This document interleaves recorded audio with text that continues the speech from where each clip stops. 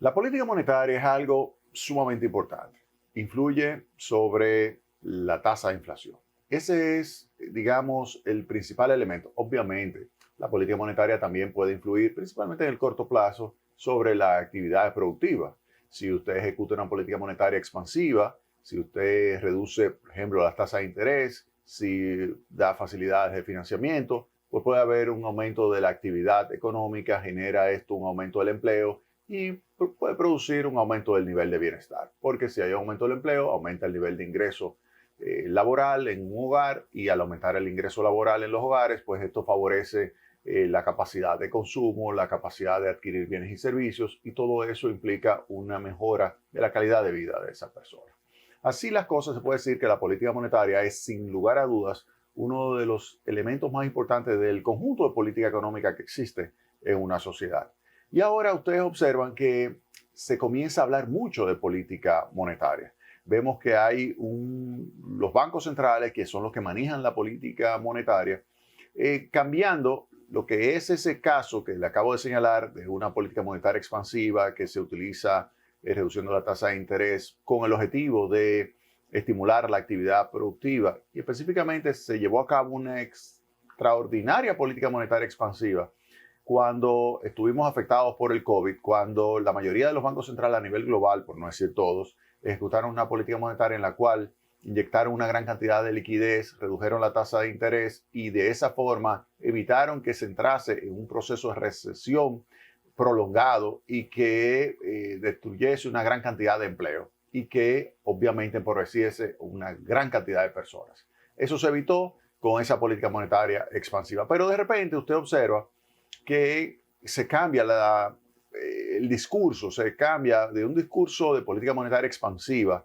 de política monetaria donde se le facilitaba financiamiento a las personas, por un discurso en el cual se habla de política monetaria restrictiva, cambio de postura, una postura expansiva a una postura restrictiva. Y esa postura restrictiva tiene que ver con lo que sería ir en contra de lo que se había hecho anteriormente. Por ejemplo, antes se redujo la tasa de interés, ahora se aumenta la tasa de interés. ¿Qué tasa de interés? La tasa de interés de política monetaria, tasa de interés de referencia, la tasa de interés que influye a su vez sobre la tasa de interés activa, que es la que cobran los bancos, y la tasa de interés pasiva, que es la que pagan los bancos a los diferentes clientes. Si usted, por ejemplo, es una persona que va a un banco y toma un préstamo, le cargan la tasa de interés activa. Si usted va a un banco y lleva recursos para depositar, le colocan a su cuenta una tasa de interés pasiva. Y de esta manera se puede señalar que el Banco Central, a través de su manejo de tasa de interés de referencia, puede influir sobre la tasa de interés activa, la tasa de interés pasiva. Y de esa manera podría estimular a la actividad económica. Pero ahora, ¿qué está sucediendo? Bueno, ya usted lo ha sentido en los bolsillos y es la inflación. Usted observa que los precios han estado creciendo de una forma significativa. Inicialmente se señaló que la tasa de inflación que se estaba observando del año 2021 se explicaba principalmente por choques de oferta. La pandemia había provocado una reducción tanto de la oferta como la demanda. Pero ¿qué sucede? Cuando se comienzan a inyectar recursos de liquidez y recursos fiscales a los agentes económicos y se decide abrir la economía porque ya la población estaba vacunada, comenzó a ceder el COVID, aunque no ha desaparecido, pero comenzó a ceder el COVID.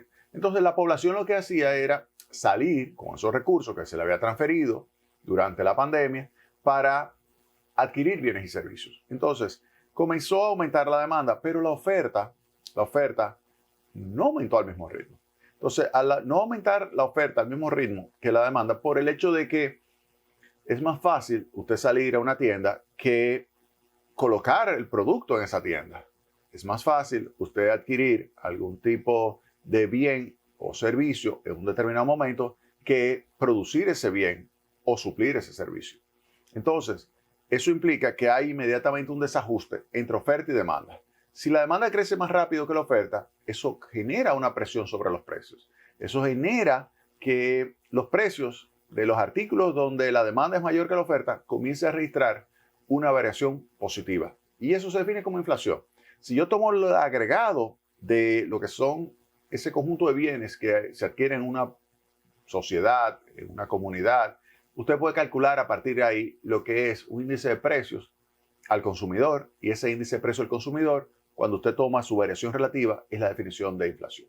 Entonces, ahí se comenzó a decir, mira, hay un problema, que es que la oferta no ha subido tanto. Tan pronto la oferta se recupere, igual a la demanda, pues desaparece la inflación. Algunos señalaban en ese momento, como Olivier Blanchard o Larry Summers, que en realidad el gobierno, además de esa inyección de liquidez, estaba gastando demasiado, estaba transfiriendo una gran cantidad de recursos, estaba colocando millones y millones y millones de dólares en los bolsillos de las personas, y todo eso en algún momento iba a generar un aumento de los precios. Aunque en ese momento que comenzó la discusión no había tasa de inflación significativa, pero ellos decían, eso va a producir inflación, eso va a producir inflación. Y en ese momento, la Reserva Federal de los Estados Unidos, que es el Banco Central de Estados Unidos, tenía la percepción de que lo que estaba provocando los incrementos de precios era básicamente que la oferta no estaba aumentando al mismo ritmo que la demanda. Pero que tan pronto la oferta se incrementase al mismo ritmo que la demanda, pues entonces iba a reducirse la tasa de inflación. La tasa de inflación, que estaba en 5, que estaba en 6, comenzaría a reducirse. Eso era lo que pensaba. Es decir, que era un fenómeno transitorio. Ahora bien, lo que se vio es que no era tan transitorio como se pensaba, sino que tenía persistencia, que se mantenía a lo largo del tiempo esa variación de los precios. Y entonces se veía, bueno, la oferta no está recuperándose, o está recuperándose y no está reduciéndose. Es decir, que usted encontraba mercados donde la oferta se recuperaba, pero sin embargo todavía había inflación, y había mercados donde la oferta no se recuperaba y obviamente que había inflación. Entonces, eso comenzó a preocupar a los banqueros centrales. Ahora, ¿qué sucedió posteriormente? El 24 de febrero vino la invasión de Rusia a Ucrania. Y esa invasión generó inmediatamente turbulencia en diversos mercados, donde ellos tienen un papel importante como suplidores, por ejemplo, de alimentos, granos, aceites. Y esto hace que inmediatamente se genere un aumento de la tasa de inflación. Originalmente de esos productos, pero luego de los productos que se derivan de ellos. Por ejemplo, cuando hablamos de que se incrementa el precio del trigo, eso implica la harina de trigo, eso implica el pan, eso implica la pizza, eso implica todo un conjunto de productos que utilizan harina. El maíz, sube el precio del maíz, pero sube el precio del pollo, sube el precio de los huevos y así sucesivamente. Por tanto, se puede decir que esa invasión de Rusia y Ucrania, que fue también otro choque por el lado de la oferta, generó entonces un aumento de costos y un aumento de precios.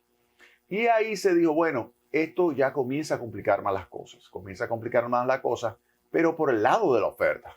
Tenemos la pandemia, por el lado de la oferta, tenemos lo que es la guerra de Rusia y Ucrania por el lado de la oferta, pero comenzó a crearse la sensación de que también había problemas por el lado de la demanda, porque la demanda había subido demasiado rápido. Y se decía, mira, ha subido demasiado rápido producto de toda la inyección de liquidez, producto de toda la inyección de recursos fiscales, que le ha generado un aumento de la capacidad de los agentes económicos de demandar bienes y servicios. Y ese excesivo nivel de demanda está produciendo el aumento de precios, combinado obviamente con un choque de oferta o dos choques de oferta que limitaban la oferta, dado el incremento de demanda por encima de lo normal, pues obviamente que iba a registrarse un proceso inflacionario persistente, es decir, que se mantiene a lo largo del tiempo. Ante esa situación, ¿qué han hecho los banqueros centrales? Bueno, reconocieron, estoy hablando del Banco Central de los Estados Unidos, principal banco del mundo, principal creador de moneda a nivel global, y ese reconocimiento de que efectivamente una parte de la inflación se explica por un excesivo nivel de demanda, y por otra parte también el Banco Central Europeo, pero también el Banco de Inglaterra, y así una cantidad importante de bancos centrales comenzaron a darse cuenta de que además de los choques de oferta, por el lado de la demanda había un exceso de nivel de demanda producto de esa política monetaria expansiva, de esa política fiscal expansiva, y ante esa situación se requería definitivamente comenzar a cambiar la postura monetaria, de una postura monetaria expansiva, que fue expansiva porque de lo contrario aquí hubiese colapsado toda la economía a nivel global si no se hubiese inyectado esa liquidez. Y por otra parte, una política fiscal que también se le fue la mano a algunos países. Se le fue la mano a esos países con su política fiscal, generaron un extraordinarios niveles de déficit, generaron un aumento excesivo de la demanda. Recuerden que cuando hablamos de política fiscal expansiva significa el gasto público que se incrementa, se traslada poder de compra a los bolsillos de los consumidores y estos consumidores tan pronto comenzaron a salir de sus casas, adquirieron una cantidad importante de bienes y servicios y aumentaron los precios.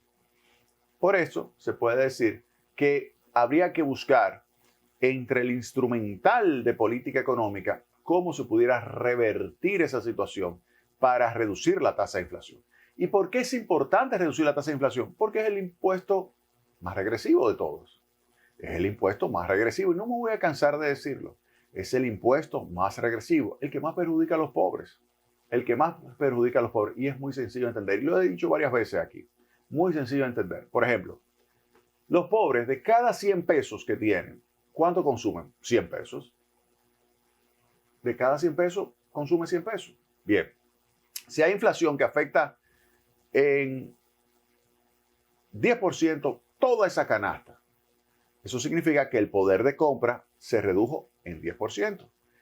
Es decir, que ese consumo que antes adquiría con ese ingreso ya no lo puede adquirir. Ahora solamente puede adquirir, si antes podía adquirir, por ejemplo, 100 unidades, asumiendo que era un peso cada una, ahora solamente va a poder adquirir 90 unidades. Y eso hace que las personas pierdan calidad de vida porque su consumo se reduce. Vámonos al rico. De cada 100 pesos que tiene el rico, quizás lo que consume es 20 y el resto puede ser ahorro. Estoy hablando de un mega rico. Si suben 10%, ¿cuánto es lo que se le reduce? 2 unidades únicamente. 2 unidades. ¿Por qué? Porque es el 10% de 20, a diferencia del pobre que es 10% de 100. Entonces ahí se ve claramente cómo el pobre es afectado en mayor medida, de forma obviamente negativa, por la inflación, que lo que lo afecta al rico. Por eso es importante enfrentar la inflación. Ahora, ¿cuál es la institución responsable de enfrentar la inflación? Los bancos centrales. Y por eso es que ahora usted observa Jeremy Powell hablando de inflación y de que va a hacer todo lo posible y lo imposible por reducir la inflación. Ve a Christine Lagarde también hablando de eso y reduciendo la inflación. Usted ve a diferentes gobernadores señalando que el objetivo número 1 es reducir la tasa de inflación. Por eso, en este programa, lo que vamos a ver es qué están haciendo los bancos centrales. ¿Qué están haciendo los bancos centrales? ¿Qué se puede esperar de los principales bancos centrales? ¿Y qué está haciendo también el Banco Central de la República Dominicana? ¿Qué está haciendo el gobernador Héctor Valdés para reducir la inflación? ¿Qué está haciendo nuestro organismo emisor para poder enfrentar lo que es el peor impuesto, que es la inflación? ¿Qué se puede decir de eso? Entonces vamos a analizar eso en detalle hoy aquí en Tecnopol. Vámonos a la pausa y retornamos en breve con más Tecnopol.